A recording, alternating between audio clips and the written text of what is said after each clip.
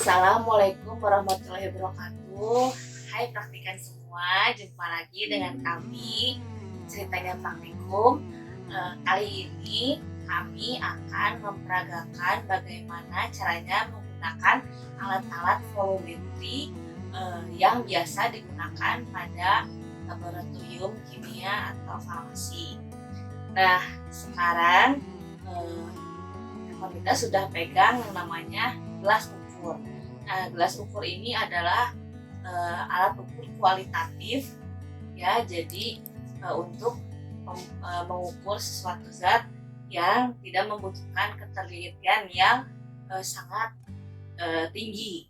Jadi seperti kita mau ngambil pelarut berapa mili, nah itu bisa pakai ini ya, hanya untuk melarutkan dengan satuan yang tidak kuantitatif ya. Misalkan mau bikin larutan dalam bentuk persen, berat volume, seperti itu boleh menggunakan gelas ukur. Nah, cara membaca skala yang ada pada gelas ukur ini, kalau misalkan kita menggunakan pelarut biasa seperti air, maka kita baca menggunakan meniskus cembung. Meniskus cembung itu seperti meniskus cekung maksudnya. Nah, meniskus cekung itu seperti apa cara membacanya? Kita langsung peragakan saja bagaimana cara mengambil pelarut menggunakan gelas ukur. Nah, contohnya kita akan mengambil pelarut Aquades sebanyak 40 mili ya. Nah, ini sudah disiapkan Aquadesnya, masukkan ke dalam gelas ukur menggunakan alat bantu lain, yaitu corong pendek biar tidak tercecer kemana-mana.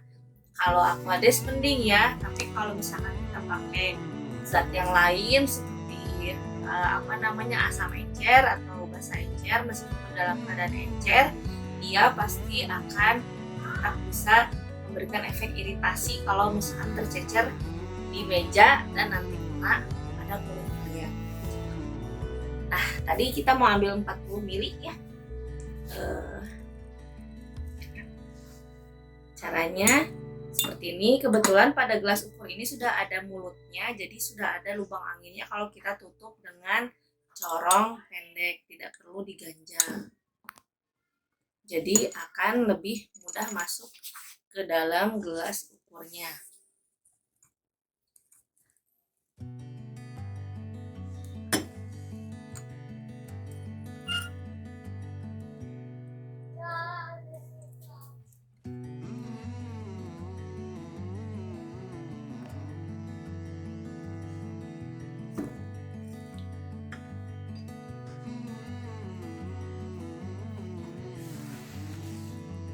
Nah, ini belum di 40 ya, masih kurang sedikit beberapa. Jadi dia belum, garis bawahnya tuh belum. Nah, itu yang bagian yang itu tuh meniskusnya belum sejajar dengan garis pada skala yang ada di gelas ukur. Untuk dipaskan gitu ya, si Aquadesnya bisa menggunakan bantuan pipet tetes. Atau misalkan nanti kelebihan ya, diambil juga dengan pipet tetes. Tambahkan, masukkan melalui dinding perlahan-lahan sampai nanti garisnya sejajar.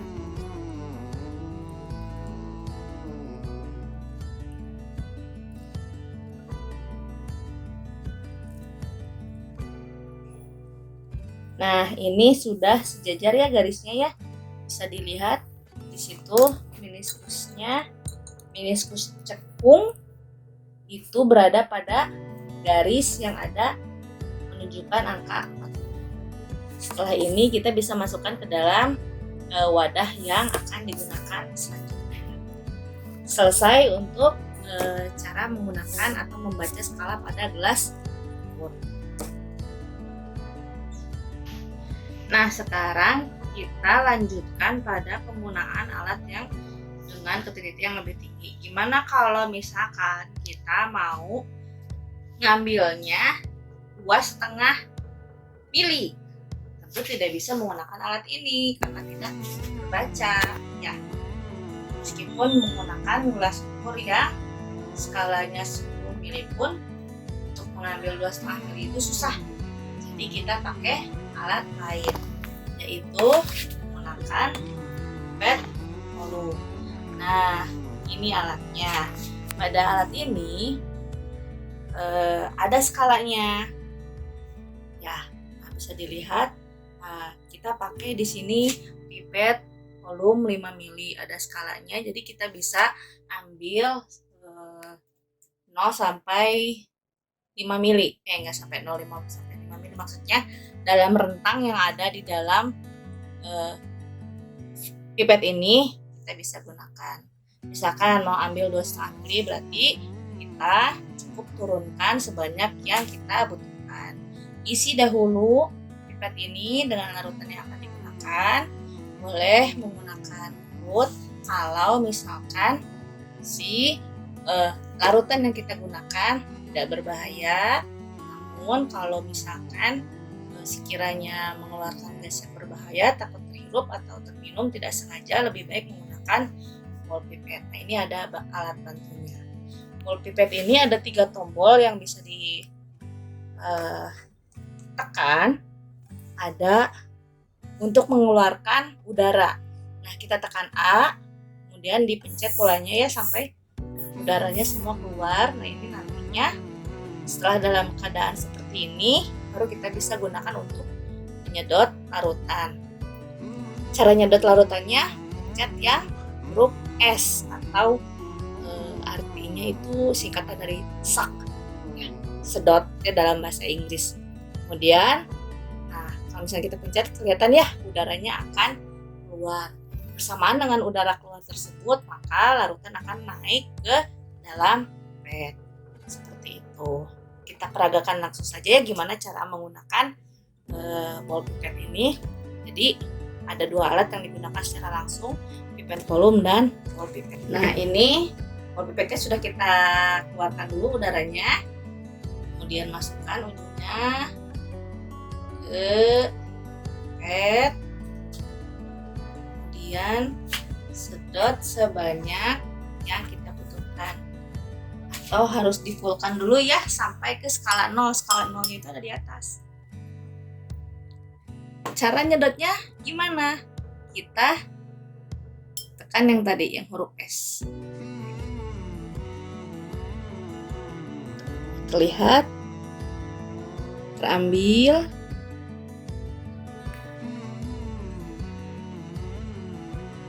Nah, ternyata kelebihan. Gimana kalau kelebihan? Maka kita keluarkan dulu. Nah, ya, terlihat di sini kelebihan melebihi dari skala garis yang seharusnya. Nah, itu kelihatan kan ya? Kelebihan ternyata. Jadi kita turunkan dulu sedikit sampai di 0. Cara nuruninnya, pencet yang tombol E atau enter.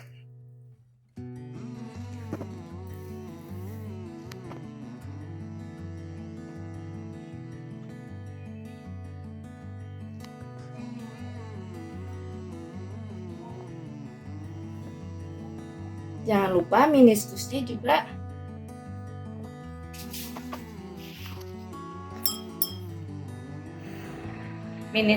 juga tetap harus di yang cekungan tepat di garis ya. Ini sudah di meniskus cekung. Setelah ini kemudian jangan langsung buru-buru dimasukin ke dalam wadahnya ya. Kita keringkan dulu dinding bagian luarnya. Sedikit aja, sekali usap saja ya, jangan sampai terbawa.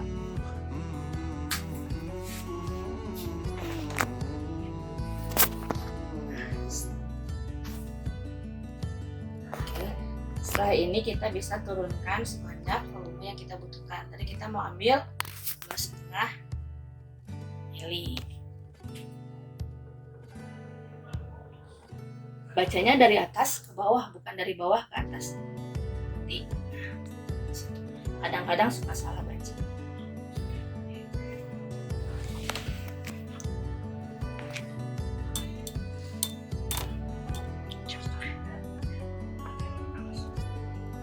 Liatin dulu Mas ke bawah cara. Oke, sekarang kita coba turunkan larutan yang kita butuhkan. Tadi kita mau pakai 2,5 mili ya.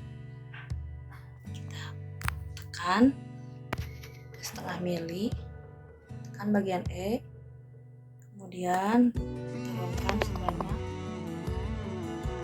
2,5 mili.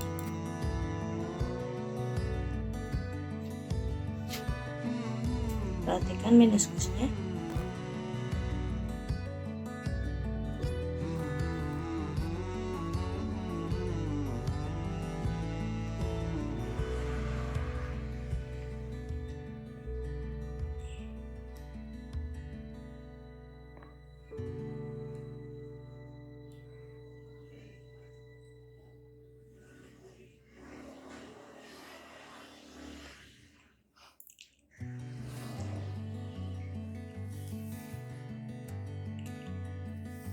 Masih ya, sedikit lagi. Ini memang butuh ketelitian.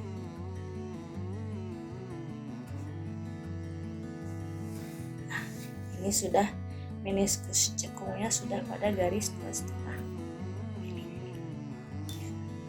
Tadi lupa tidak diperlihatkan bagian bawah bagaimana cara posisi pipetnya tegak lurus, sedangkan alat penampungnya atau beaker glass yang akan menampungnya dalam kondisi miring. Jadi air akan teralir pada satu aliran dan semuanya akan langsung ke bawah. Setelah semuanya selesai, kita tegakkan lagi. Nah, pemipetan selesai. Ini sisanya dikemanain? Ya udah, kembalikan ke tempat asalnya lagi. Atau dibuang.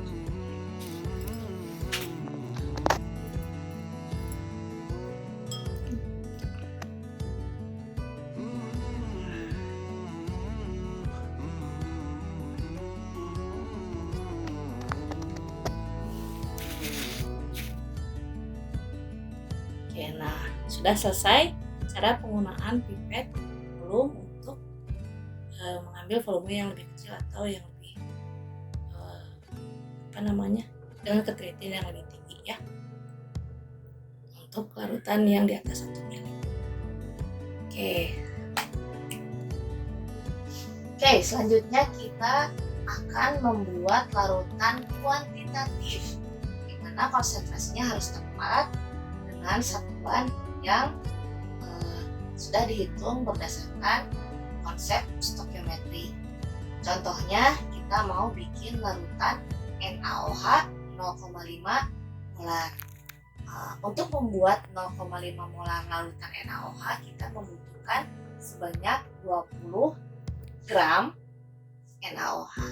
Nah, ini NaOH-nya sudah ditimbangkan ya, amen. Kemudian dilarutkan dulu, jangan langsung dibikin ke 100 mili karena kita mau bikin larutan kuantitatif. Jadi harus pakai larut volumetrik. Kita larutkan dulu di beaker yang lebih kecil, atau boleh di botol timbang atau di beaker 100 mili. Ini saya pakai sloki aja. Tambahkan sedikit air nantinya untuk melarutkan.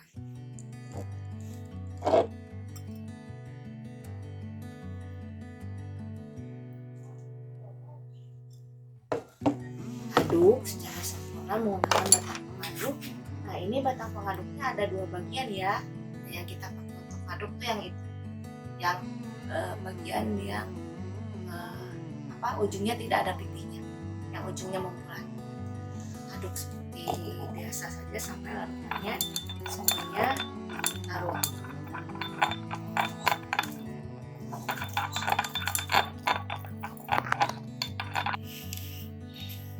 Nah, ini larutannya, padatannya sudah terlarut sempurna. Kita tinggal pindahkan pada lampu volumetri yang sesuai dengan volume yang kita inginkan. kita tadi mau bikin 0,5 mili maksud saya 0,5 molar larutan NaOH sebanyak 100 ml. Kita gunakan volumetri dengan volumetri. Nah, ada labu yang perlu diperhatikan. Labu volumetri ini di bawahnya ada angka ya, bahwa dia dikalibrasi pada sekian, sehingga tidak boleh disentuh. Ya, tidak boleh disentuh yang bagian sama seperti dengan pet kondom. Nah, kita mulai saja masukkan ke dalam labu volumetri. Ada tekniknya cara masukinnya ya. Jadi jangan sampai si larutan yang kita buat tadi tercecer karena sudah dihitung dengan seksama. Masukinnya seperti ini.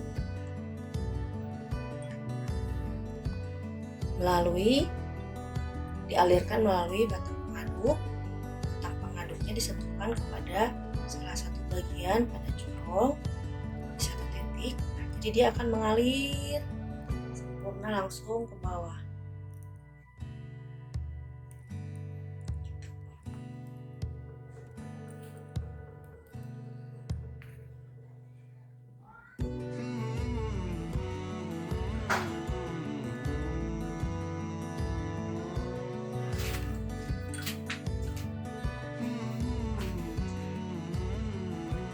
Setelah semuanya turun, jangan diaduk dulu. Jangan lupa di sini pasti ada yang tersisa sehingga kita harus bilas menggunakan botol semprot.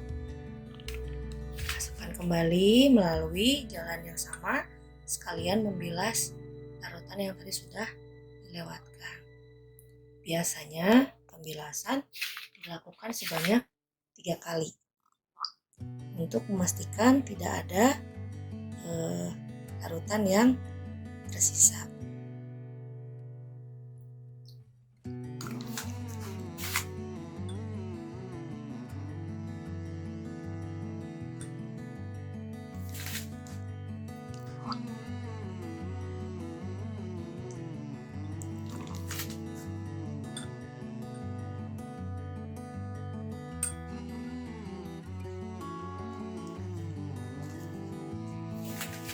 Lakukan pembilasan pada batang terakhir,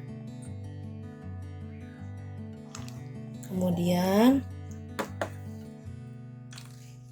lakukan pembilasan pada corong terakhir sebelum kita angkat corongnya.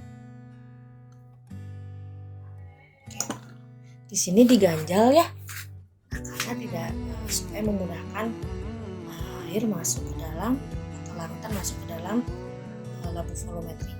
Karena kalau tidak menggunakan itu berarti dia kedap di bawahnya, nanti akan semacam tertahan tekanan dari bawah yang melawan. Tapi hati-hati jangan sampai ikut jatuh ke bawah sehingga malah jadi ikut masuk ke atasnya. Sekarang kita cabut corongnya beserta kertas pengganjalnya tadi.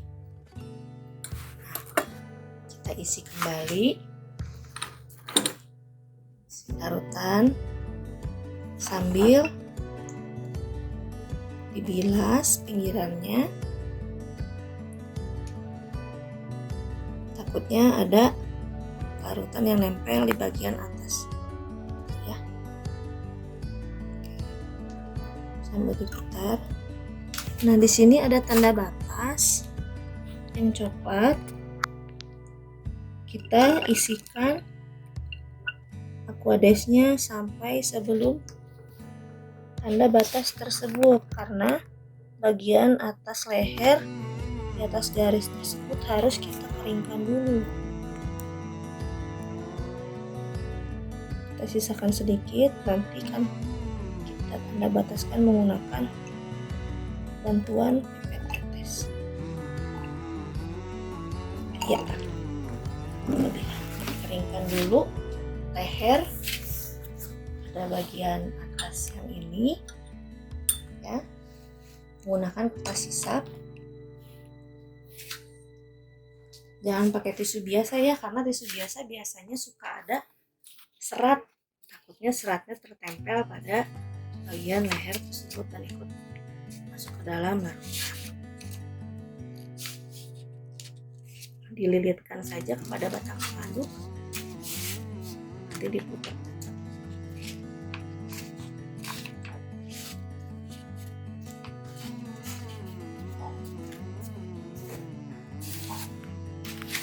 Hati-hati jangan sampai dia kena larutan yang ada di bawah. Cukup sampai sini saja.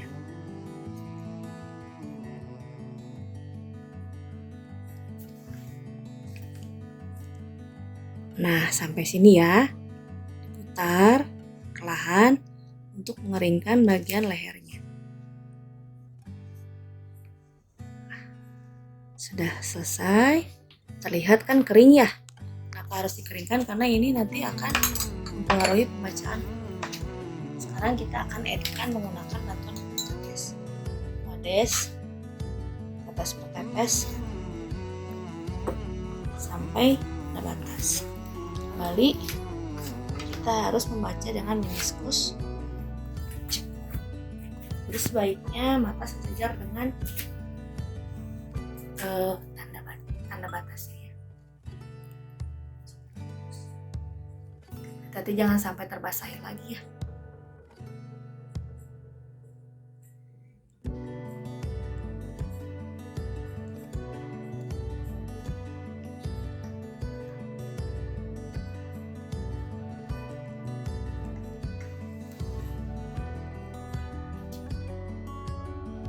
Sedikit lagi ya.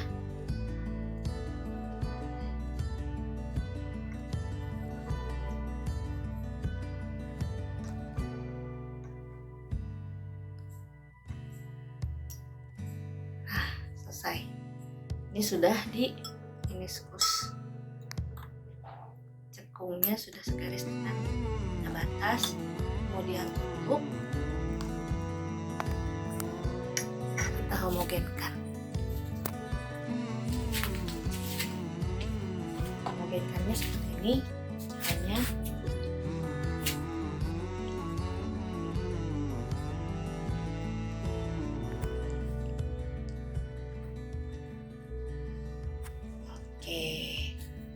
nah itu cara menghomogenkan larutan. Larutannya sudah siap digunakan. Oke. Ya, selesai pembuatan larutan 0,5 molar NaOH sebanyak 100 ml. Nah, tadi kita sudah melihat bagaimana caranya membuat larutan dalam konsentrasi yang pasti menggunakan labu volumetri. Labu volumetri juga biasa digunakan untuk membuat larutan baku standar. Apa itu larutan baku standar? Larutan dengan konsentrasi yang pasti, yang sudah diketahui pasti beratnya, konsentrasinya. Nah, larutan baku tersebut bisa dibuat seri induk dan seri konsentrasi yang lebih encer. Bagaimana cara mengencerkannya? Tentu saja harus menggunakan alat kuantitatif lagi ya. Jadi tidak bisa menggunakan pipet biasa.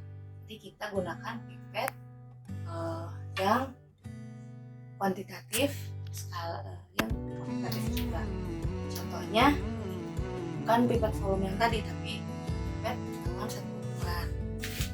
Ini ada berbagai macam ukuran, ada 1 mili, 2 mili, 3 mili, 5 mili, 10 mili, kemudian ada 25 mili, tergantung kebutuhan. Nah, di sini kami akan memperagakan bagaimana caranya menggunakan pipet blok ukuran 5 mili. Seolah-olah kami akan mengencerkan dari larutan induk 100 mili ini, kemudian diencerkan kepada labu volumetri berukuran 25 mili.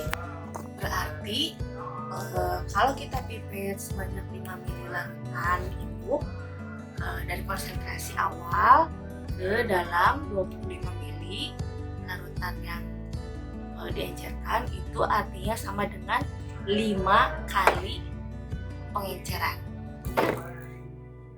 Oke, cara pakai pipet ini sama seperti pada pipet volume yang tadi, bisa menggunakan mulut, bisa menggunakan ball pipet.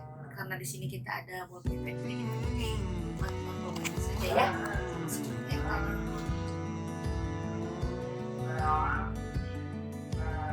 Bedanya di sini garisnya cuma satu, garis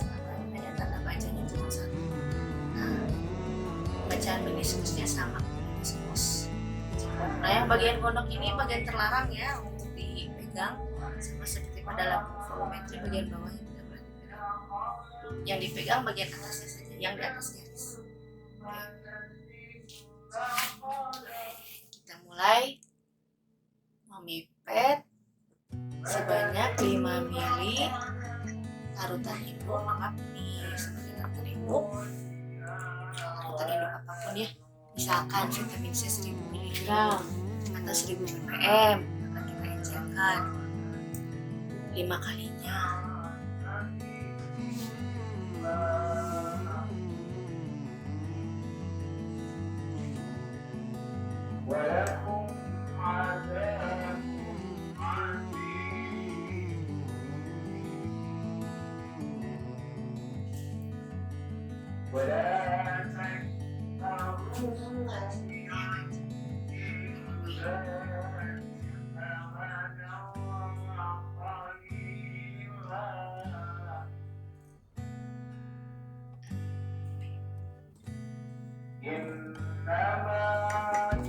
Kalau misalkan lebih sama seperti yang tadi ya, kita turunkan sedikit sampai pada meniskus cekungnya. Sebelum diturunkan kita lakukan bagian dan pakai sisa.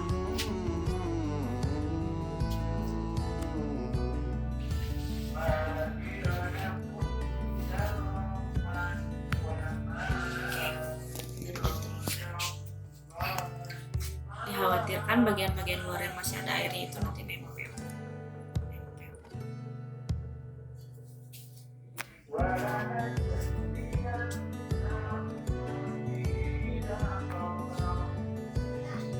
Nah ini udah pada meniskus cekung.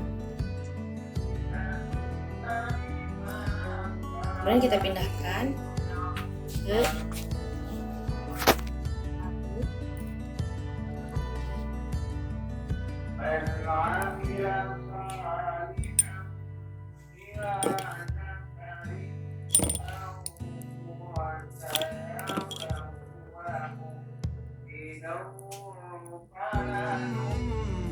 turunkan saja semuanya, tidak perlu ragu-ragu karena ini memang sudah volumenya 5 mili.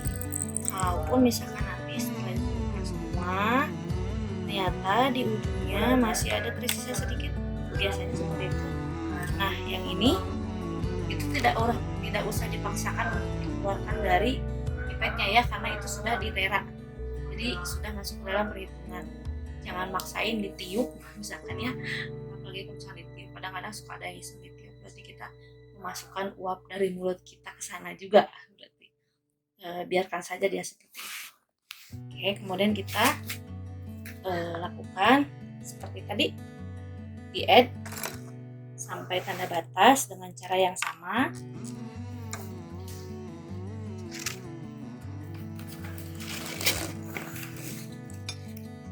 Karena ini mulutnya kecil, jadi bisa langsung pakai botol semprot saja kalau pakai air. Kalau pakai corong susah.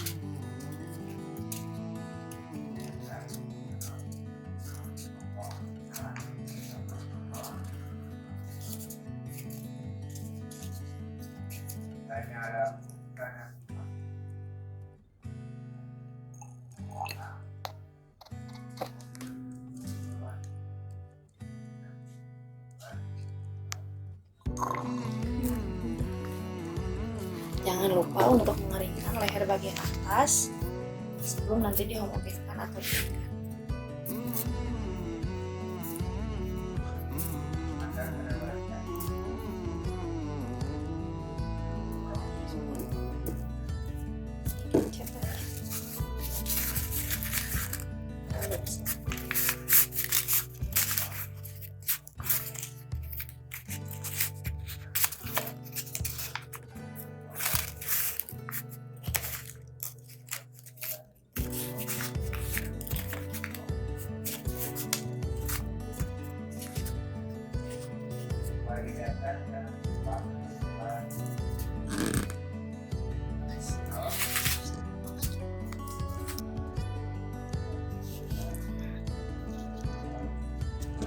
Kemudian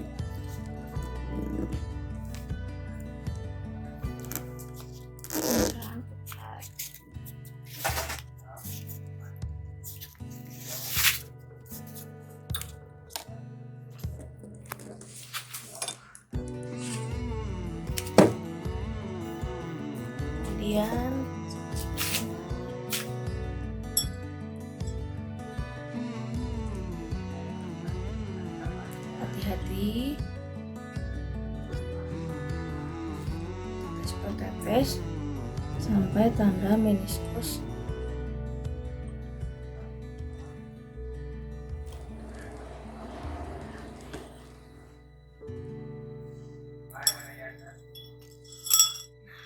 ini sudah pada tanda meniskus cekungnya. Kemudian sama seperti yang tadi kita homogenkan lagi ya larutannya.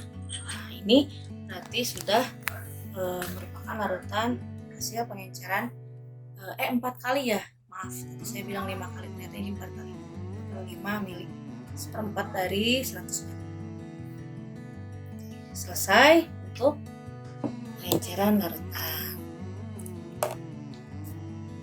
Ya, selanjutnya alat terakhir yang akan kita peragakan adalah bagaimana cara membaca skala pada buret. Nah, buret ini biasa digunakan pada notasi ya. Jadi ini adalah salah satu alat volumetri. Ada beberapa jenis buret. Ini buret biasa dengan skala dengan volume 50 mili. Cara bacanya dari atas ke bawah. Jadi nolnya itu ada di atas. Jadi kita bacanya dari atas ke bawah. Berapa banyak yang kita gunakan? Kita baca dari atas ke bawah, bukan dari bawah ke atas. Itu yang suka kemarin. Ini adalah buret biasa. Dan ada mikro, kita biasa jarang pakai ini itu biasanya untuk analisis proximal. Nah di sini bukan akan memperagakan bagaimana caranya titrasi, tapi kita hanya akan mempelajari bagaimana caranya membaca meniskus pada buret. Bisa diperhatikan pada buret ini di belakangnya ada garis tengahnya ya, kadang garisnya biru, kadang merah. Ini kebetulan kita pakai buret yang bening. Ada juga buret yang warnanya coklat bila digunakan untuk titrasi yang menggunakan tetrat mudah teroksidasi oleh cahaya. Ya, biasanya permanganometrik. Nah, dilihat di sini skala nolnya itu tidak meniskus cekung, melainkan seperti ada jarumnya. Jadi kayak ada huruf W. Bagian tengahnya itu yang perlu kita baca. Bisa kelihatan nggak?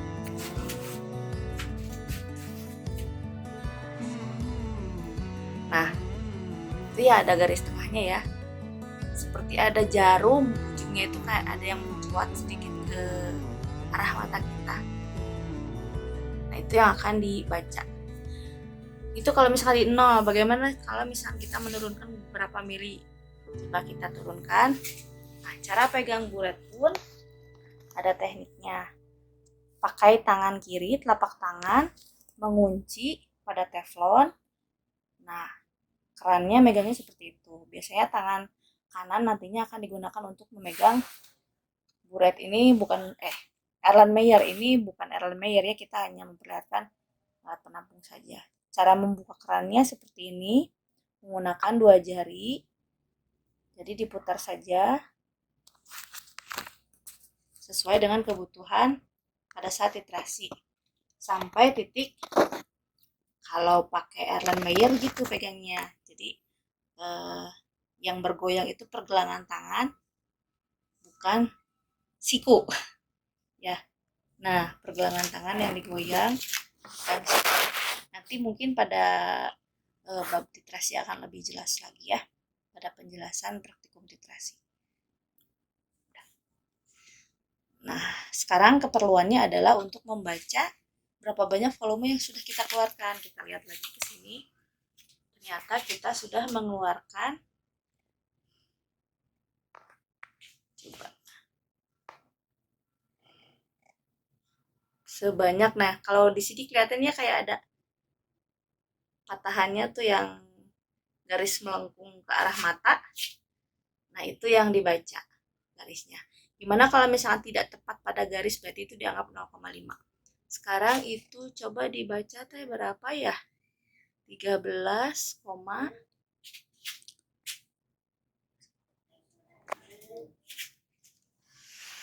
13,2